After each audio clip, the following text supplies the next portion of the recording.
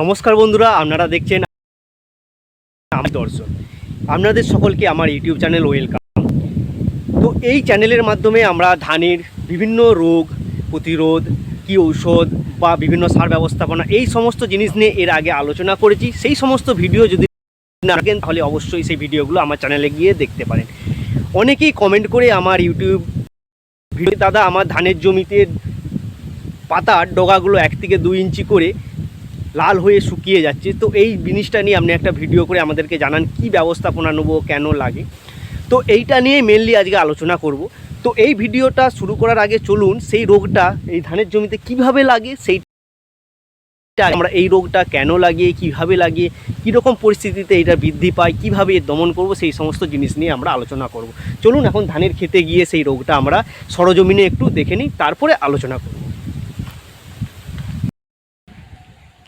এই যে ধানের জমিটা আপনারা দেখছেন, এই ধানের জমিতে লিপ ব্লাইট সেইটা লেগেছে। ওই যে হয়তো সামনেটায় দেখতে পাচ্ছেন ধানটা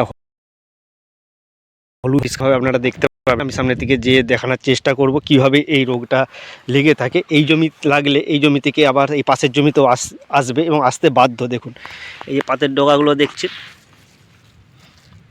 হয়ে আসছে, এরকম করে ডগগুলা 1 ইঞ্চি থেকে 2 ইঞ্চি করে শুকিয়ে শুকিয়ে সামনে দিয়ে আরও ভালোভাবে দেখতে পাবেন।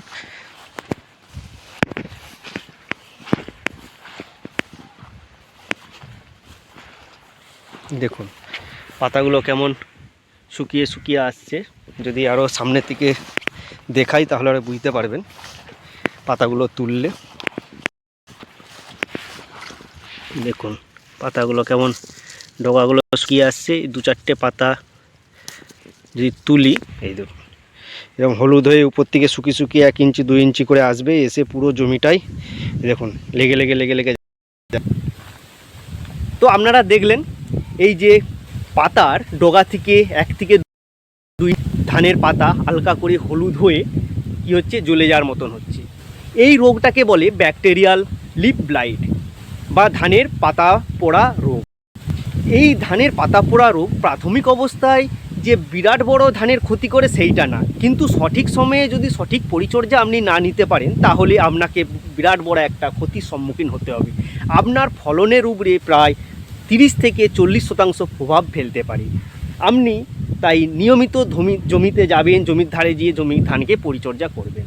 বললেন কীভাবে লাগে, কোনো এক প্রান্তে লাগবে, আস্তে আস্তে পুরো জমিতে ছড়িয়ে পড়বে। তাই আমি পাতাগুলো তুলে এনেছি, জমিতে কাদা ছিল বলে আমি চলে এসেছি, তাই এখানে দেখাচ্ছি। দেখুন এই যে ধানের ডগাগুলো কি হবে, আস্তে আস্তে এই ডগায় লাগবে, ডগা থেকে নেমে আসবে, হলুদ হয়ে আস্তে আস্তে শিরার মতন দিয়ে পুরো পাতাটা জ্বলে যাওয়ার মতন হবে। এরকম করে করে 1টা থেকে 2টো থেকে পুরো জমি ছড়িয়ে পড়বে। এবং কি হবে না, পুরো যখন আপনার শীষ বেরোবে, শীষগুলোও ছোটো ছোটো হবে এবং খাদ্য উৎপাদন না করতে পেরে শীষের মধ্যে আপনার ধান পুষ্ট হবে না, আখড়ার পরিমাণ বেড়ে যাবে এবং ধানের ফলনের প্রতি প্রচুর পরিমাণে প্রভাব ফেলে। তাই এই যে রোগটা ব্যাকটেরিয়াল লিপ ব্লাইট, এইটা কন্ট্রোল করা খুবই সহজ। আমি সেই কন্ট্রোল করার পদ্ধতি আপনাদেরকে জানিয়ে দেব। আর এই যে রোগটা আপনি এভাবে দেখবেন 1টা থেকে 2টো 2% জমিতে হলে কোনো সম্ভাবনা নয়। যখন আপনার বেশি আকারে 10% বা 7%-এর উপরে চলে যাবে তখন আপনি অবশ্যই প্রতিকারমূলক ব্যবস্থা নেবেন। জেনে নিন এই ব্যাকটেরিয়াল লিপ ব্লাইটটা কেন লাগে। আপনি যদি আপনার ধানের জমিতে খুব ঘন আকারে ধান রোপণ করে থাকেন এবং তার সঙ্গে জমিতে প্রচুর পরিমাণে নাইট্রোজেন করে থাকেন তাহলে এই রোগটা আসার সম্ভাবনা বেশি লেগে থাকে। দ্বিতীয়ত, আপনি যদি ধানের জমিতে পটাশ সারের ব্যবহার কম করে থাকেন তাহলে এই ব্যাকটেরিয়াল লিপ ব্লাইট আসার সম্ভাবনা বেশি হয়ে থাকে। এছাড়াও এই ব্যাকটেরিয়াল লিপ ব্লাইট আপনার ধানের জমিতে হয়তো দেখেন প্রচুর পরিমাণে বাতাস বইছে, মানে একটানা 4 দিন 5 দিন ধরে নিম্নচাপ বৃষ্টি হচ্ছে, বাতাস দিচ্ছে, তাহলে এই পাতার ঝাপটানিতে কি হয় না, এই পাতের ডগাগুলো নষ্ট হয়। সেখান থেকে ব্যাকটেরিয়াগুলো কি করে না ধানের জমিতে অ্যাটাক করে, পাতাতে অ্যাটাক করে থাকি। তাছাড়াও আর কি কারণে এই ব্যাকটেরিয়াল লিপ ব্লাইট লাগে না, জিঙ্ক ডেফিসিয়েন্সির জন্যও এই ব্যাকটেরিয়াল লিপ ব্লাইটগুলো আপনার ধানের জমিতে লেগে থাকে। তাই আপনি ধানের জমিতে নিয়মিত দেখবেন লাগছে কি না। তাই এইটা যে বিরাট বড় একটা রোগ সেটা না, কিন্তু আমন ধানের একটা কমন রোগ কিন্তু এই ব্যাকটেরিয়াল লিপ ব্লাইট। এই ব্যাকটেরিয়াল লিপ ব্লাইটটা প্রথম অবস্থায় আপনার ধানের জমিতে আর আগে না, ঠিক আপনার পাশ কাঠি ছাড়া শেষ হয়ে যাবে আপনার প্যানিক্যাল ইনিশিয়েশন স্টেজের আগে। মানে ধান একদম সুন্দর একদম হাইটে থাকবে এবং দেখবেন পরিপক্ক অবস্থায় এই ব্যাকটেরিয়াল লিভ ব্লাইটটা আপনার ধানের জমিতে অ্যাটাক করে ফলার আগে পর্যন্ত।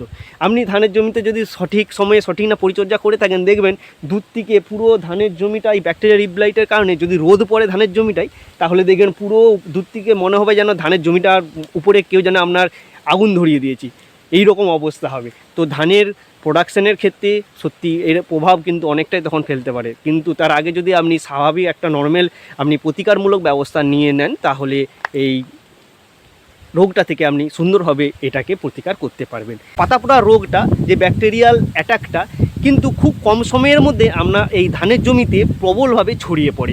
তা এই ছড়িয়ে পড়া থেকে আটকানোর জন্য আপনাকে বিভিন্ন রকম স্টেপ নিতে হবে। সেই স্টেপগুলো নিয়ে আমরা এখন আলোচনা করব। প্রথম স্টেপ কী নেবেন না, ধানের জমিতে আপনি বিঘা প্রতি 5 থেকে 6 কেজি পটাশ সারকে ভালোভাবে ছিটিয়ে দিয়ে একদম সুন্দরভাবে, যদি ঘাটার আপনার সম্ভব হয়, তো বড় অবস্থায় তো আপনি ধান ঘাঁটতে পারবেন না, যদি সম্ভব হয় তাহলে ভালো করে জমিটাকে নিড়ন দিয়ে দিতে পারেন, তাহলে খুবই ভালো কাজ হয়। যদি না ঘাটা সম্ভব হয় তাহলে আপনি নর্মালি ছিটিয়ে দিবেন জমিতে। তারপরে কি করবেন না, ধানের জমিতে একটা ভালো রকম ছত্রাকনাশক আপনাকে স্প্রে করতে হবে। কি ছত্রাকনাশক স্প্রে করবেন না, আপনি ট্রাইসাইক্লোজল গ্রুপের ছত্রাকনাশক স্প্রে করলে এই ধানের রোগটা থেকে সুন্দরভাবে আটকাতে পারবেন। তার সঙ্গে কি দিতে হবে আপনাকে, চিলেটেড জিঙ্ক, যেটা EDTA 12%, সেইটাতে আপনি লিটার প্রতি 1 গ্রাম করে চিলেটেড জিঙ্ক দেবেন, তার সঙ্গে ট্রাইসাইক্লোজল দিবেন, এবং তার সঙ্গে যদি আপনি পারেন ট্যাগমাইসিন বা মাইসিন বা প্ল্যান্টোমাইসিন এই সমস্ত ওষুধ যদি মিশিয়ে আপনি জমিতে স্প্রে করেন, তাহলে খুব সুন্দরভাবে কেটে হবে। বৃষ্টি আসছে, চলুন একটু শেডের দিকে যাই, তারপরে আবার বাকিটা আমি জানাবো।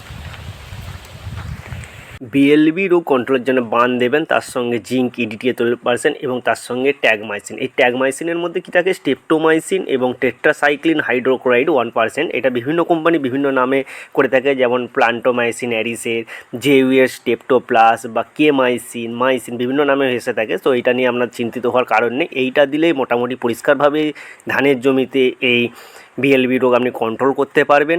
তারপরেও যদি কিছু সমস্যা হয়ে থাকে আমাকে আপনারা কমেন্ট করে জানাতে পারেন, আমি আপনাদেরকে সমাধানের পথ আরও বলে দেবো। এরপরেও যদি ধানের অন্যান্য কোনো রোগ বা বালাইলে আপনারা যদি সমস্যার মুখে পড়েন, অবশ্যই আমাকে কমেন্ট করে জানাতে পারেন, আমি তার সমাধানের পথ বলে দেবো। আর এই ভিডিওগুলো যদি ভালো লেগে থাকে অবশ্যই সাবস্ক্রাইব করবেন এবং বন্ধুদের মধ্যে শেয়ার করবেন। চলুন এখানেই ভিডিও আমি সমাপ্ত করছি।